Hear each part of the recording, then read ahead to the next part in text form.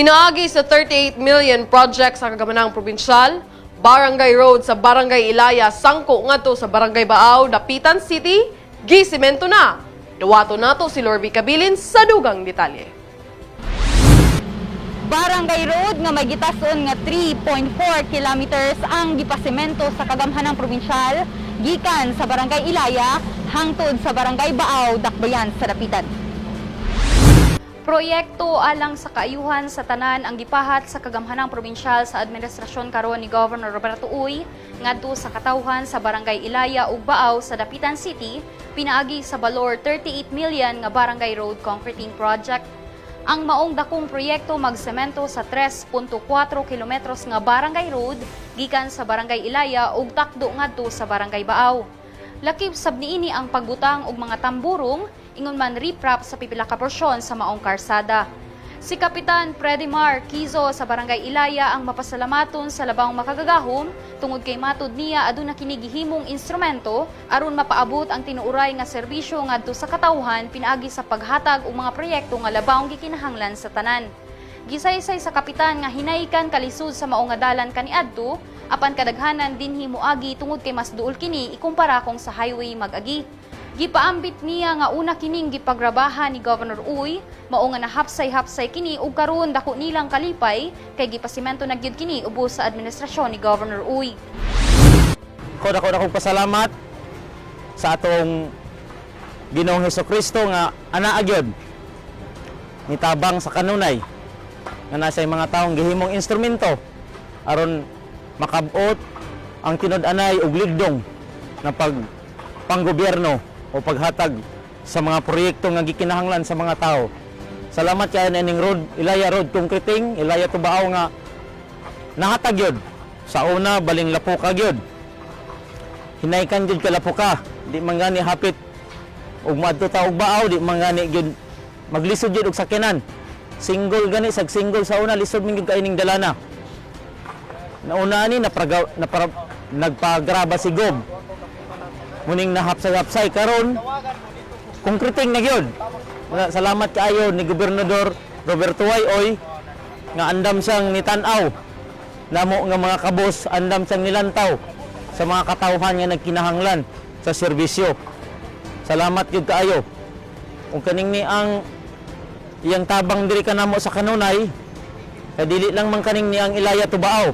Ang sentro sa Ilaya ana apod halos-halos aya si Gobragi nakapasiminto. Makita po nato kung suruyon yun ang Ilaya nga gamay na lang ang wala na pasiminto. Kahinumduman nga aduna sablain nga Barangay Road Concreting sa sentro sa Barangay Ilaya ang probinsya. Aduna pod water system project ang probinsya sa Ilaya diin misupply na og tubig sa mga kabalayan. Nakabenepisyo sab ang mga mag-uuma sa Igbo program, ingon man nang hatag ang probinsya og libre nga mga service drop wire ug nagbutang sab og mga solar street lights. Samtang gipamahayag ni Konsehal Reggie Bagsikan sa Barangay Baaw nga makatabang ang maong 38 milyones nga proyekto sa kalisod sa ilang barangay. Niini dili na magkalisod-lisod ug magkalapok-lapok ang mga motorista. Sumala sa konsehal nga daghan ang proyekto sa probinsya ubos sa pagdumala ni Governor Uy sa Barangay Baaw, sama sa water system nga ilanang napahimuslan, perimeter fence sa eskwelahan, ingon man pagpanghatag og libre nga service drop wire. Sugda na pud matud niya ang ilang igbo gulayan, din siya nagatuo nga kini makatabang sa kawadon. Unas tanan magpasalamat ni Gobernador sa iyang gihatag namo nga mga proyekto. Ilabi na gayud sa amo ang road concreting project nga gagikan sa Baaw to Ilaya. Dili lang pod kay kana, kundi daghan pa pod siya nga nahatag sa amo ang barangay sa Baaw. Ang usap pod ang katungtoang water system namo nga nagkantidad og 5.5 million nga amo nang napahimuslan diya sa amo ang barangay. Dayon ang ikatulo mao ang amo ang road perimeter fence sa amo ang eskwelahan diin nagkantidad po to siya og 1.6 million nga sa pagkakaron nagamit na gyud sa eskwelahan ug sa mga katawhan sa amo ang barangay sa Baaw. Ang mga katawhan po ay usab sa Barangay Baaw, nakatagamtam po sa service drop wire nga gipanghatag ni gobernador diha sa mga katawhan. Karon ang uban nakasiga na pero ang uban wala pa pod. Dili lang kay kana lang kun dili naa pa po siya gihimo sa among barangay karon ang bahin sa amo ang Igbo. Sa Igbo kami nagkasugod pa lang, wala pa gani matraktor ang among lugar. Pero dako na ko kayo nga dako na akong panglantaw nga ang Igbo usapod sa makahatag o kayuhan diha sa amo ang barangay, labi na sa amo ang Kawadon. Makatabang po siya sa amo ang mga kalisod. Mapasalamaton ko ni ana tungod kay sa kaayo ni Gobernador Roberto Wayoy, iya yung gihatag sa katawhan ang among panginahanglanon sa amo ang barangay. O gawas ni ana nakatabang po sa amo ang mga kalisod diha sa amo ang barangay. Nasayran gikan ni Norman Claros, project in charge gikan sa PO, nga gisugdan ang maong proyekto ni adtong Hulyo 19 ug tinguha nga mahuman kini sa bulan sa Nobyembre ning tuiga.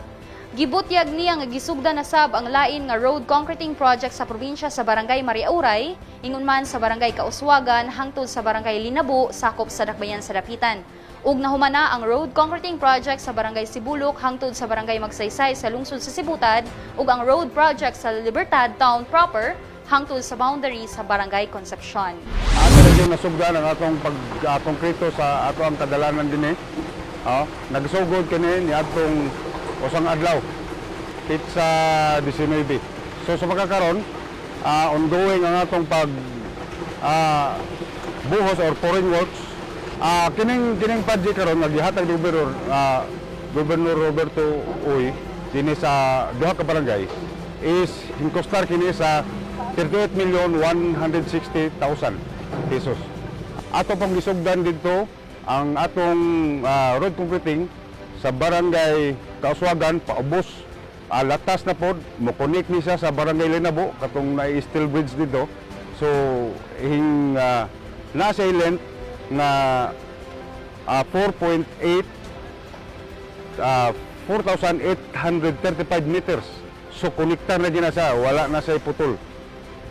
At the same time, ang sibutad na to nga project under gyapon sa atong pag-monitor diri sa provincial office. So actually ang atong road concreting is humana. So wala na putol gyud sa sibutad.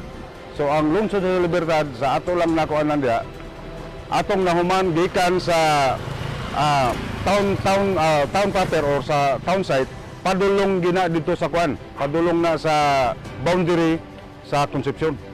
So ato lang nahuman. Gikan dinhi sa Ilaya, Dapitan City, Larry Kabilin sa Zamboanga del Norte Provincial News Network. Ang dapig sa kamaturan, duyog sa kalambuan. Magpabiling updated sa mga pinakaulahing kalambuan ning atong probinsya. I-like ug i-follow ang among Facebook page ug mag-subscribe sa among YouTube channel. Kini si Sheriza Haralve alang sa Zamboanga del Norte Provincial News Network, ang dapig sa kamatuoran, duyog sa kalambuan.